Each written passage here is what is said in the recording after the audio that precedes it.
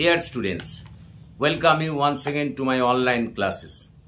দেখো আজকে আমরা একটা খুব গুরুত্বপূর্ণ বিষয় নিয়ে তোমাদের সামনে হাজির হয়েছি এবং সেটি হলো বিএ থার্ড সেমিস্টারের ইলেকটিভ বেঙ্গলি বা যেটাকে তোমরা GE3 বা CC3 বলো, সেই বাংলার একটা লাস্ট মিনিট সাজেশন। আমি তোমাদের বলে রাখি, এই লাস্ট মিনিট সাজেশনে তোমাদের প্রশ্নগুলিকে এমনভাবে রাখা হয়েছে যাতে তোমরা ছোট এবং বড় উভয় প্রশ্নই, ছোট মানে 5 নম্বরই এবং 10 নম্বরই প্রশ্ন যাতে তোমরা এখান থেকে করতে পারো, সেইভাবেই কিন্তু কোশ্চেন করা হয়েছে। এবং আমার 100% বিশ্বাস যে তোমরা যদি এগুলো করো তাহলে কিন্তু এখান থেকে কমন পাবেই পাবে, এবং এটা তোমাদের কাছে একটা আমার গ্যারান্টিও বলতে পারো।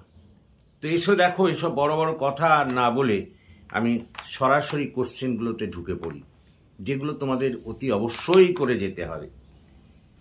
দেখো, প্রথম প্রশ্ন, অভিসার বলতে কি বোঝো? লেখো, আমি আস্তে আস্তে বলবো, লিখে নাও, কিন্তু তাহলে কোনো অসুবিধা হবে না। অভিসার বলতে কি বোঝো? এই অভিসার পর্যায়ের শ্রেষ্ঠ পদকর্তা কে?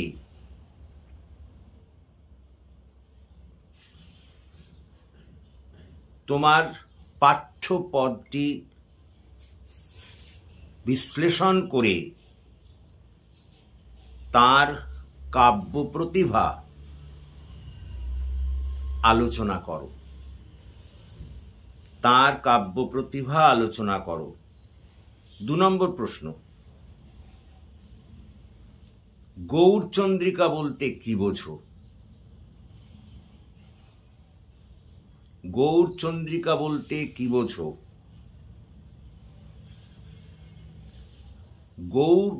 গৌরাঙ্গ বিষয়ক পদ বলতে কি বোঝো? প্রথমে বললাম গৌরচন্দ্রিকা বলতে কি বোঝো, তারপরে বললাম গৌরাঙ্গ বিষয়ক পদ বলতে কি বোঝো।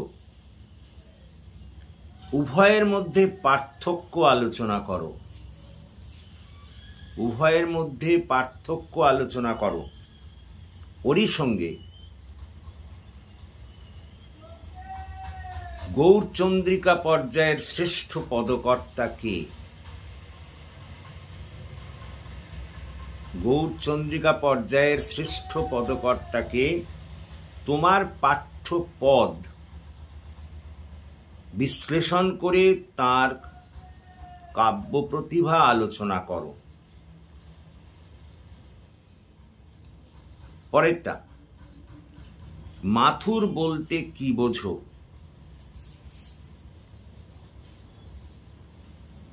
মাথুর পর্যায়ের শ্রেষ্ঠ কবিকে?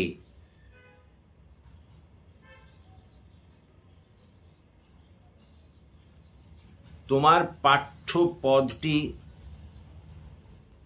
আলোচনা করে তার কাব্য প্রতিভা বিশ্লেষণ করো। তোমার পাঠ্যপদটি বিশ্লেষণ করে তার কাব্য প্রতিভা আলোচনা করো। পরেরটা,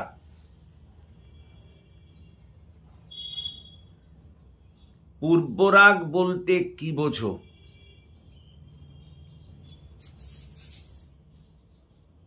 পূর্বরাগ পর্যায়ের শ্রেষ্ঠ কবি কে? তোমার পাঠ্যপদটি বিশ্লেষণ করে তার কাব্য প্রতিভা আলোচনা করো।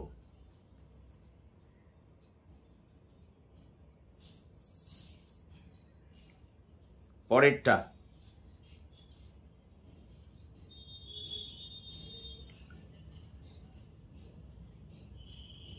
কেউ কথা রাখেনি।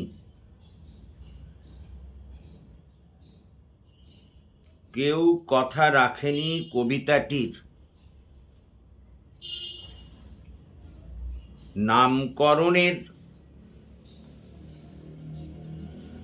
সার্থকতা আলোচনা করো।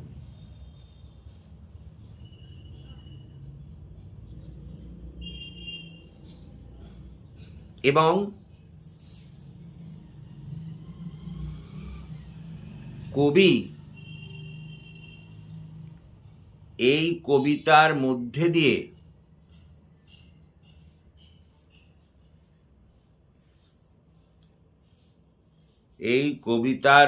দিয়ে কেউ তার কথা না রাখায় যে দুঃখ প্রকাশ করেছেন তা আলোচনা করো। পরেরটা,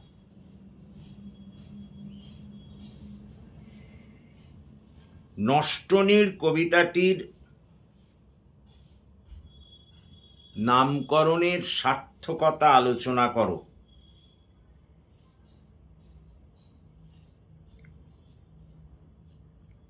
এবং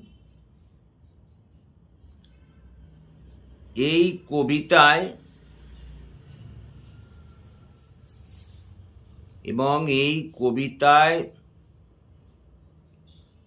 যে বিপর্যয়ের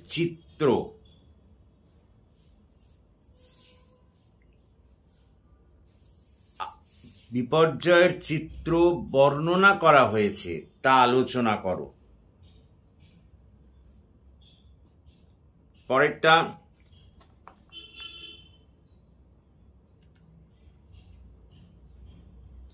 দেশ দেখাচ্ছ অন্ধকারে কবিতাটির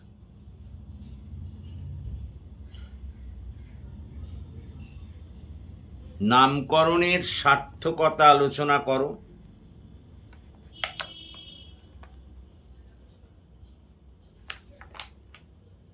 এবং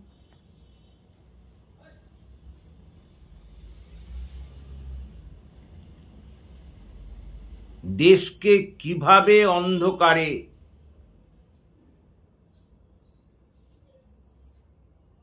দেখানো হয় ও তার থেকে কিভাবে বেরিয়ে আসা যায় তা আলোচনা করো। পরেরটা, আমার ভারতবর্ষ কবিতায় কবির স্বদেশ প্রেমের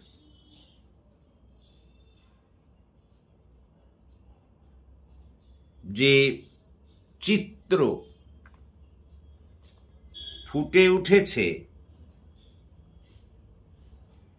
তা নিজের ভাষায়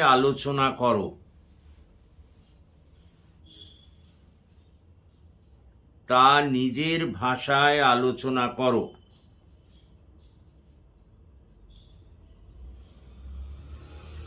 পরের প্রশ্ন, সাধারণ মেয়ে কবিতায়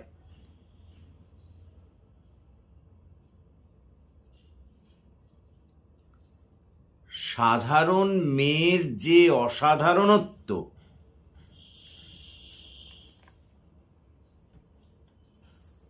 ফুটিয়ে তোলা হয়েছে তা আলোচনা করো।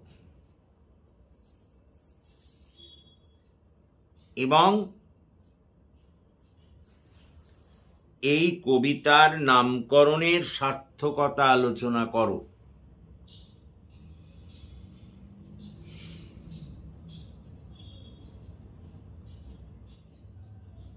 পরেরটা, ছেলেটা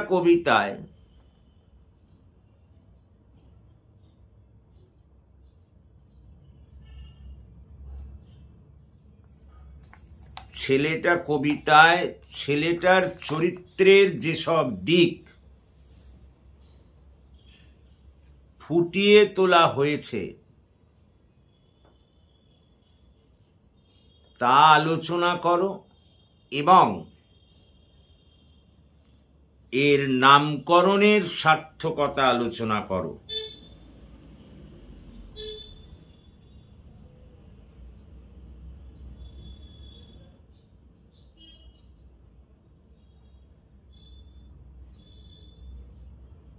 পরেরটা, বাঁশি কবিতার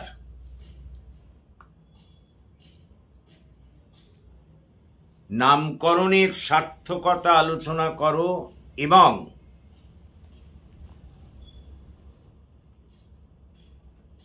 বাঁশি কবিতায় হরিপদ কেরানির মধ্যে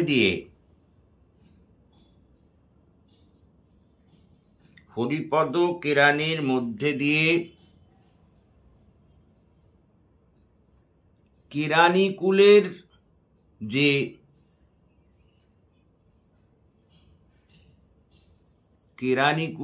যে জীবনের সমস্যা ফুটিয়ে তোলা হয়েছে তা আলোচনা করো।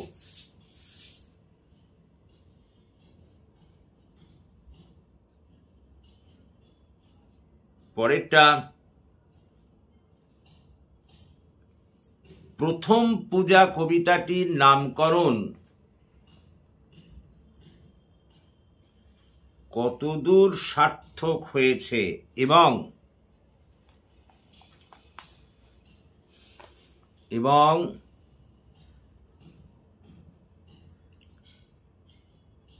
এই কবিতার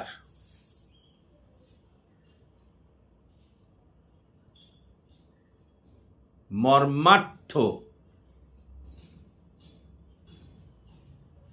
বিশ্লেষণ করে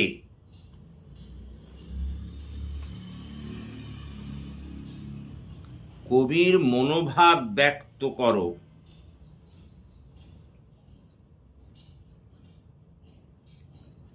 পরেরটা এবার রাজা ও রানী নাটক। প্রথমেই ইম্পর্টেন্ট প্রশ্ন, রাজা ও রানী নাটকে রানী সুমিত্রার চরিত্র বিশ্লেষণ করো।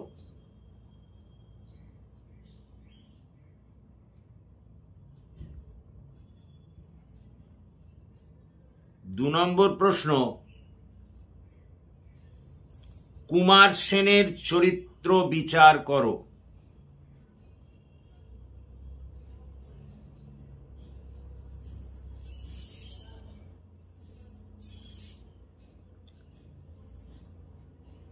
3 নম্বর প্রশ্ন,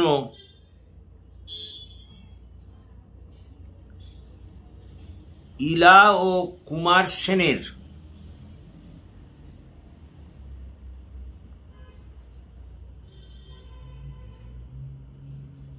প্রেম কাহিনী অথবা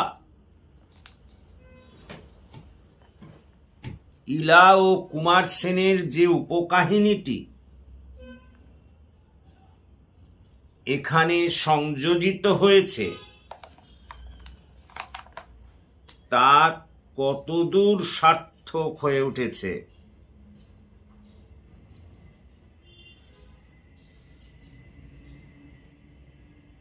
পরেরটা, ট্র্যাজেডি নাটক হিসেবে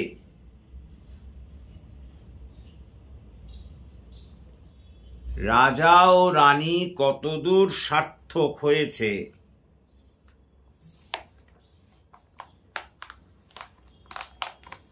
তা আলোচনা করো।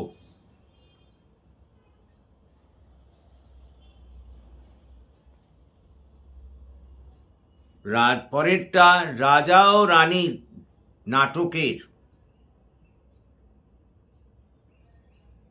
নামকরণের সার্থকতা আলোচনা করো এবং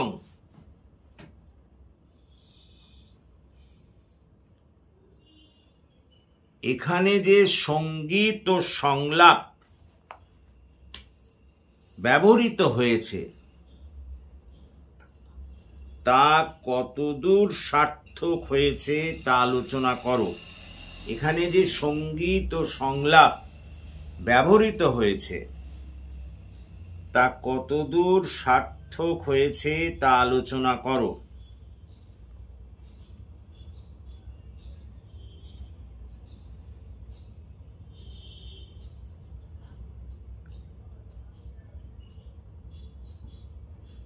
হ্যাঁ, তোমাদের বলে নিই, এই যে আমি প্রশ্নগুলো দিলাম, এই প্রশ্নগুলো থেকে তোমরা 10 এবং 5 নম্বরের এই যে যে বিষয়গুলো আমি এখানে দিয়েছি, 10 ও 5 নম্বরের প্রশ্ন, এগুলো যদি করো তাহলে কিন্তু কমন পাবে, এ বিষয়ে কোনো সন্দেহ নেই। যেমন মনে করো, আমার মনে হচ্ছে এবছর রানী সুমিত্রার চরিত্র বড় লিখতে দেবে, আর ছোট 5 নম্বর হিসেবে ওই কুমারিলার উপাখ্যানটি দিয়ে দেবে। হ্যাঁ, এইরকম দেবে। কথাটা বোঝার চেষ্টা করো। আমি ওই জন্যেই তোমাদের বলেছি যে একসঙ্গে দেখবে এই নামকরণের সঙ্গে আমি পাশাপাশি আর একটা অংশ জুড়ে দিয়েছি, বুঝে নেবে যে ওইগুলো তার মানে শর্ট প্রশ্ন হিসেবে থাকতে পারে। কথাটা বোঝার চেষ্টা করো, এটা কিন্তু খুব ইম্পর্টেন্ট। আর এই প্রশ্নগুলো যদি তুমি করে যাও তাহলে তোমাকে কেউ রুখতে পারবে না। তারপরে যেমন মনে করো আমি গৌরচন্দ্রিকায় দিয়েছি, গৌরচন্দ্রিকা বলতে কি বোঝো দিয়েছি, তার পরেই দিয়েছি দেখবে গৌরচন্দ্রিকা ও গৌরাঙ্গ বিষয়ক পদের মধ্যে পার্থক্য। দেখো, এটা কিন্তু ওই 5 নম্বরই প্রশ্ন হিসেবে আসতে পারে। তার মানে তুমি এই 10 নম্বরই প্রশ্নগুলো করলেই এখান থেকে অন্তত ওই কবিতা, নাটক আর ওই একালের কবিতা সঞ্চয়ন পুনশ্চ, এখান থেকে যেসব ওই ছোট প্রশ্ন আসে সেগুলো তুমি করতে পারবে। আর বৈষ্ণব পদাবলীর বৈষ্ণব পদাবলীর কিন্তু লাইন তুলে হবে, একটা লাইন তুলে দিয়ে বলবে কোন পর্যায়ের পদ, সেটাও আমি আলাদা একটা ভিডিও করে আজই দেব আপলোড করে। দেখো, সেখান থেকেও কিন্তু কমন আসবে। সেটা এর মধ্যে দিলে অনেক বড় হয়ে যাবে ভিডিওটা, সেই কারণে এর মধ্যে আর দিলাম না, ওটার একটা আলাদা ভিডিও করে দেবো। ওখানে লাইন তুলে কে কোথায় কখন এরকম ধরনের প্রশ্ন হবে। কিন্তু আমি এই যে 10 এবং 5 নম্বরে এই যে তোমাদের এই প্রশ্নগুলো দিলাম, 10 নম্বরের সঙ্গেই বলেছি যে দেখবে এবং দিয়ে জোড়া আছে যেগুলো, ওইগুলো অনেক ক্ষেত্রেই কিন্তু ধরে নিতে পারো যে ছোট প্রশ্ন হিসেবে আসবে। ছোট মানে এই 5 নম্বরই প্রশ্ন। এইগুলো করো, এখান থেকে নিশ্চিতভাবেই কমন পাবে। আমি একেবারে বলতে পারো একেবারে 100% নিশ্চিত। সুতরাং এই ছিল আজকের আমাদের last minute suggestion for Bengali GE3 বা CC3। হ্যাঁ, আর যে কথা একটা বলি, শুনে নাও, খুব ভালো কথা। সেটা হচ্ছে আমার চ্যানেলটাকে তোমরা যদি একটু দেখো তাহলে দেখবে এই যে সাজেশনগুলো দিলাম না, এর অনেক কোশ্চেন আমার সাজেশনে আপলোড করা আছে। আমি তোমাদের এই কথা বলতে পারি, অনেক কোশ্চেন পাবে যেগুলো যে ওখানে আপলোড করা আছে। যেমন করো কুমারিলার উপাখ্যানটা দেখবে আমি ওখানে আপলোড করেছি, কিছুদিন আগেই আপলোড করেছি। অনেক কোশ্চেন দেখবে ওখানে কিন্তু আপলোড করা আছে, সেগুলো কালেক্ট করে নিতে পারো। আর খুবই সামনে পরীক্ষা, সুতরাং এই কোশ্চেনগুলোকে তোমরা করো। আর যদি এ বিষয়ে আরও কোনো সাহায্যের প্রয়োজন হয় তাহলে আমাকে তোমরা যোগাযোগ করতে পারো। So that's all for this day. আশা করি তোমরা বুঝতে পেরেছো। তো যদি বুঝতে পারো তাহলে কিন্তু প্লিজ আমার এই চ্যানেলের কথা তোমাদের বন্ধুদের মধ্যে শেয়ার করো। এবং শুধু তাই নয়, তোমরা যারা এখনও আমার এই চ্যানেলটিকে সাবস্ক্রাইব করোনি, প্লিজ সাবস্ক্রাইব মাই চ্যানেল। আমাকে এগিয়ে আসতে সাহায্য করো, যাতে আমি তোমাদের আরও ভালো করে, আরও বেশি করে তোমাদের সাহায্য করতে পারি। আর একটা কথা বলে নিই, আজকেই রাত্রিবেলা আমি লাইভ ক্লাসে তোমাদের এই যে সাজেশান দিলাম, এই সাজেশানের থেকে বাংলায় 2টি প্রশ্ন করাবো, খুব ইম্পর্টেন্ট প্রশ্ন এর থেকে যেগুলো আমার মনে হবে। 2টি প্রশ্ন আজকে লাইভ ক্লাসে, আমি জানো প্রায়শই লাইভ ক্লাস নিই, ইউটিউবেই লাইভ ক্লাস নিই। আজকেই লাইভ ক্লাসে তোমাদের বলে রাখি, আজকেই লাইভ ক্লাসে আমি 2টি প্রশ্ন লেখাবো। ইচ্ছে করলে তোমরা কিন্তু সেই লাইভ ক্লাসে জয়েন করতে পারো। লাইভ ক্লাসের আমার বিশেষত্ব হচ্ছে আমি প্রথমে বোঝাই, তারপরে ধীরে ধীরে ধীরে বলে সেই নোটগুলোকেই আমি লিখিয়ে দিই। যতগুলো নোট তোমাকে বোঝাবো ততগুলোই কিন্তু লিখিয়ে দেব। আজকে আমি রাত্রিবেলা লাইভ ক্লাস একটা নেব, সেই লাইভ ক্লাসে ইচ্ছে করলে তোমরা অ্যাটেন্ড করতে পারো। আমি লাইভ ক্লাসটা নেব আজকে একটু রাত্রির হবে আমার অন্যান্য কাজকর্মের জন্য। ধরো হয়তো আমি 10টার থেকে নেব, 10 PM থেকে, রাত্রি 10টার সময় থেকে লাইভ ক্লাস ইউটিউবে। এই বাংলার এই যে লাস্ট মিনিট সাজেশন দিলাম, এখানের এই 2টি গুরুত্বপূর্ণ প্রশ্ন আলোচনা করব, তারপরে সেগুলোকে আমি একেবারে ধীরে ধীরে বলে লিখিয়ে দেব। তোমাদের যাদের অভিজ্ঞতা আছে জানো আমি ঠিক এইভাবেই করি, আগে বোঝাই তারপর সেটাকেই ডিকটেট করে লিখিয়ে দিই। তো you may attend the class without any hesitation, কোনো ধরনের বাধ্যবাধকতা নেই, তুমি ইচ্ছে করলে ওই লাইভ ক্লাসে জয়েন করতে পারো। আর এর জন্য অন্য কোনো মূল্য টুল্যও দিতে হবে না, ইউ নিড নট পে। তুমি জয়েন করতে পারো এবং সেই নোটগুলো লিখে নিতে পারো। So that's all for this day. So thank you for watching and listening. Please comment, share and subscribe my channel. So have a good day.